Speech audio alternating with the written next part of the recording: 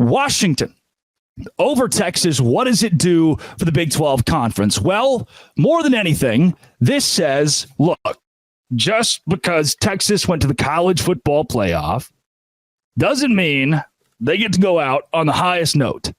Texas didn't get, listen to this. Texas did not get as far as TCU did last year. There is one Big 12 team who has won a college football playoff game, the TCU Horned Frogs, and that stays true tonight. TCU and Sonny Dykes did something that Texas and Steve Sarkisian could not. This was the champion of the Big 12. Texas was the best team in the Big 12 at the end of the season, but they don't get to go out on top. Had they won a national championship, we would never have heard the end of it. Had they come out and dominated a Washington team that I heard a lot of people saying they would, Texas was a 4-point favorite. And there was a massive crowd of folks who were so excited about how Texas boat raced the Big 12. They beat Alabama on the road. There's just no way that UT is going to lose to Washington, right? The same team they lost to in the Alamo Bowl next year. No way that happens again, right? Okay. See, to me, what we just saw from a Big 12 perspective shows that those teams that competed with Texas were not flukes.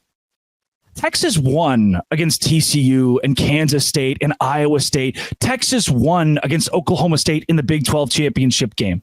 But look back at that Houston game. Even look at the Kansas State, the TCU, the Iowa State, the teams that played right up there with Texas. There was not a consistent point where the Longhorns were just blowing everybody away in the Big 12. The Big 12 competed with a college football playoff contender, and we no longer have to listen to Texas fans telling us they're back. We don't have to listen for eons about how Texas played a national championship in Houston. They got to play Michigan and two of the biggest brands in college football, and Texas went and won it with Steve Sarkisian, and they had Quinn Ewers, and they fought through injuries. No. Texas used one of the best defensive lines, I think, in college football history to lose against Washington, to not dominate the Washington offensive line. We saw a better version of Texas than we saw against Houston, than we saw against TCU or Iowa State or Kansas State, the same Texas that struggled in some of these games against teams that we would all consider to be inferior. We saw a better version of that, but there was never a point. Listen to this. There was never a point after Alabama where I thought Texas is the complete package. And you cannot, brother, listen. You cannot make the argument that they ever were. Because their secondary was one of the worst, if not the worst, in the whole Power Five. Not just bad by a college football playoff standard. Their secondary was one of the worst in the country. Their head coach couldn't coach when the moment was big enough. And you saw that on display against Washington in the Sugar Bowl. And more than anything else, their quarterback wasn't elite. Who was the better quarterback, Michael Penix or Quinn Ewers? That's easy. Obviously, Michael Penix Jr. And that was the biggest difference. I know Washington did well in the trenches and the secondary stepped up when it needed to, but maybe above all else, not even maybe, above all else, Michael Penix Jr. made Texas look stupid. Quinn Ewers this season threw for 21 touchdown passes and 6 interceptions. He was outside the top 15 of the country in QBR. And I know that being in the top 20 in the country in QBR is good. I know that's good. I'm not going to say Quinn Ewers is bad, but he's not elite, brother. He was never in the Heisman conversation for a reason, and it wasn't due to injury. He was never in the Heisman conversation because just like you saw on display against Washington, he's not always nails. He doesn't always have it. And he was forced into one-dimensionality over the course of at least the last 5 games. Negative rushing yards against Texas Tech and Iowa State in a couple of games that he didn't, in my opinion, he didn't facilitate those wins. He wasn't the reason they won. And it's tough to point to a lot of Texas games this year and say that Quinn Ewers is the reason they won those games. The defense being the big factor for the Longhorns and the way they were able to dominate the games they dominated. For Ewers, there's a reason the cameras were all at Arch Manning, who hasn't played this year. If Joe Burrow was at the podium, the cameras would be on Joe Burrow. It doesn't matter if Michael Jackson back from the dead is on the sidelines. Quinn Ewers doesn't command that kind of respect from college football, and he hasn't earned it. And you saw it again. He's more mature. He's a better quarterback. He's got a better head on his shoulders. I would agree with all that. I would go as far to say that's all true. but he kept throwing the ball to ghosts.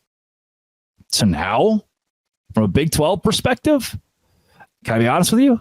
Can I tell you the truth? I had a couple beers. I sat back after the game. Right after the game, I had a beer. During the game, I had a beer. When Washington when they were controlling, this was all kind of the same beer. Wasn't a lot of beers. But it just felt like, good. We owe Texas nothing. I will take your $6 million from the college football playoff. That will be great for our conference. I'm not going to see it, so I'm not going to make a big deal about that $6 million, but it's fun. And Texas lost. I can kind of get behind that. I hope you can too. I hope your takeaway from this is that Texas fans cannot be insufferable, because guess what? TCU fans will always have, oh yeah, what happened against Michigan? Well, they won. They went to the national championship. Full stop. For Texas, it'll be, oh yeah, what happened when you went to the college football playoff? And you know what you're going to say? Oh, buddy, get ready for this. You know what they're going to say? Come on. Every time you're going to say, the Texas fans are like, yeah, we went to the college football playoff. You're going to say, oh, well, what happened when you were there? Well, at least we made it. That's going to be the rhetoric from Texas fans for the rest of time. At least we made it. At least we made it. So what does this do for the Big 12? It keeps Texas out of our hair. They get to go to the SEC and lose. I'm confident. I am confident they're going to struggle. They may go 9-3. It can be an admirable 9-3. Good for you, whatever. We don't have to deal with the complete with, and it's gotten better with Sark. It has. This is the most respect that I can give a Texas team in a while. We don't have to deal with the debauchery, with the yelling, with the annoying, just constantly have to tell you about something. No more. We get to be done with this. That same team that sucked for 12 years is gone. They get their one good year on the way out. They won the Big 12 championship, and they may scream that. But guess what? Who cares? Who cares?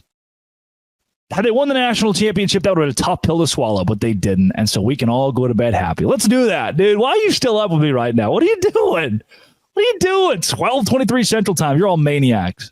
I don't have work tomorrow. That's big. I should quit my job to take a new job later. So that works out. But the rest of you, good luck. Good luck. And this has been and always will be. Thanks for coming and hanging out. Texas loses. Texas loses. You can say it. You can say it out loud. It applies. Locked on. Thanks for making this your first listen every single day. Come back tomorrow. Doce Grande.